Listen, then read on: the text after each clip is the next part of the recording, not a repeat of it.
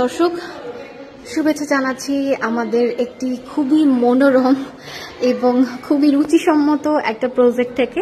এটি রাকিন সিটিতে অবস্থিত। আলহামদুলিল্লাহ রাকিন সিটিতে আমরা বেশ কয়েকটি প্রজেক্ট করেছি। সো এটা আমাদের 50th একটা প্রজেক্ট ছিল, যেটা আমরা আলহামদুলিল্লাহ আনঅফিসিয়ালি এখন হ্যান্ডওভার দিচ্ছি। অফিসিয়াল ভিডিওটা অবশ্যই আপনারা দেখতে পাবেন। সো আনঅফিসিয়াল আজকে আমরা ক্লায়েন্টকে এটা বুঝিয়ে দিচ্ছি এবং ক্লায়েন্ট খুব দ্রুতই উঠে যাচ্ছেন।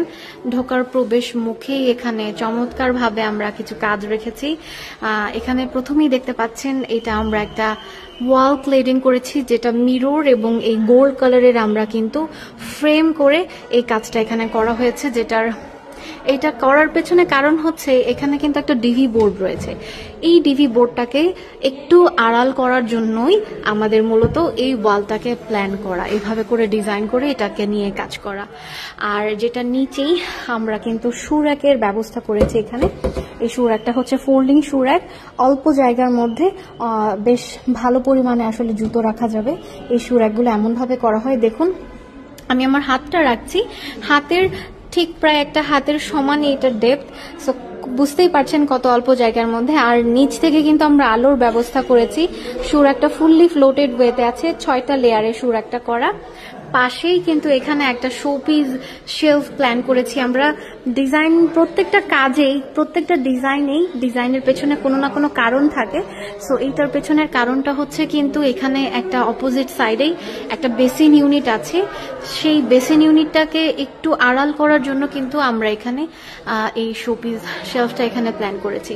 আর ঢোকার মুখেই উপরের দিকে এখানে চমৎকারভাবে একটা ডেকোরেটিভ সিলিং করা হয়েছে, যেটা একটু ক্লাসিক ভাইব দিচ্ছে। এখানে পুরো বাসাটাতেই আমরা হোয়াইট, গোল্ডেন এই কয়েকটা কালার নিয়ে আমরা কাজ করেছি এবং কিছু কিছু জায়গায় দেখতে পাবেন আমরা হালকা ব্লু একটা টোন দিয়েছি।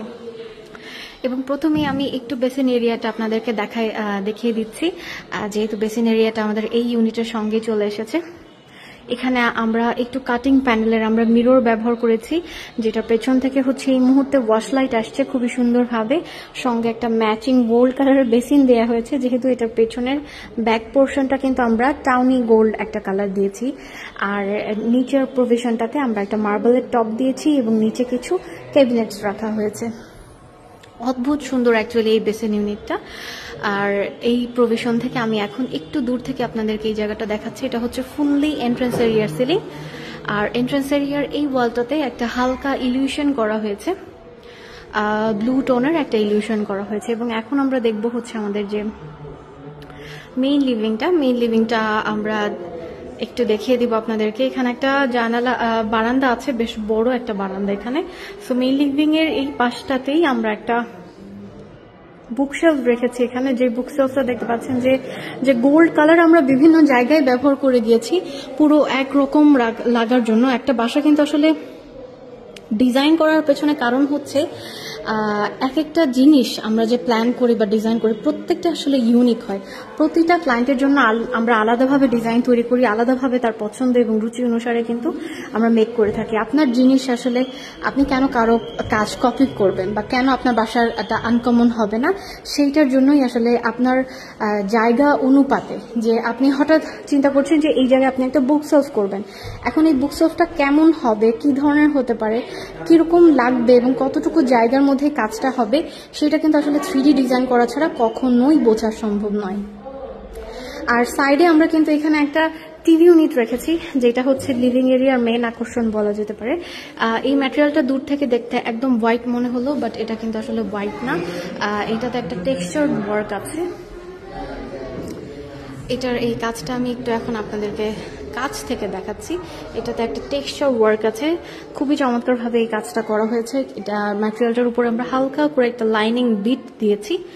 আর মাঝখান থেকে কিন্তু হালকা করে ওয়াশলাইট আসছে টিভি ইউনিটের যে প্লেটটা রয়েছে সেই প্লেটটার উপর। এবং সাইডেই আমরা এখানে শোপিস শেলফ রেখেছি, যেটার ভেতর থেকে হচ্ছে ওয়াশলাইট আসবে এবং শোপিসগুলো রাখলে এখানে খুবই সুন্দর লাগবে। আর উপরের এখন আমি সিলিংটা এখানে দেখিয়ে দিচ্ছি। এখানে হচ্ছে আমরা উপরে ডেকোরেটিভ সিলিং প্ল্যান করেছি। ডেকোরেটিভ সিলিংটাতে হচ্ছে খুবই সুন্দরভাবে আমরা কিছু মিরর কাটেড ওয়ার্ক রেখেছি মিররের রিফ্লেকশন দেওয়ার জন্য। এবং এই সাইডে কিন্তু আমাদের চমৎকারভাবে আসলে বিম ক্লেডিং করা হয়েছে।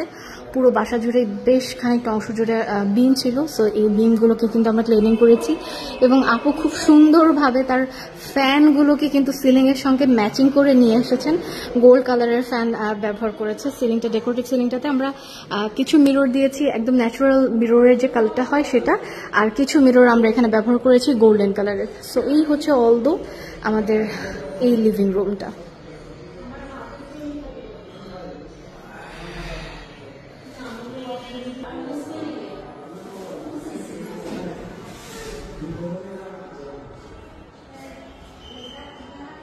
আর এইটা হচ্ছে ডাইনিং এরিয়ার আমাদের প্যান্ট্রি কাউন্টার।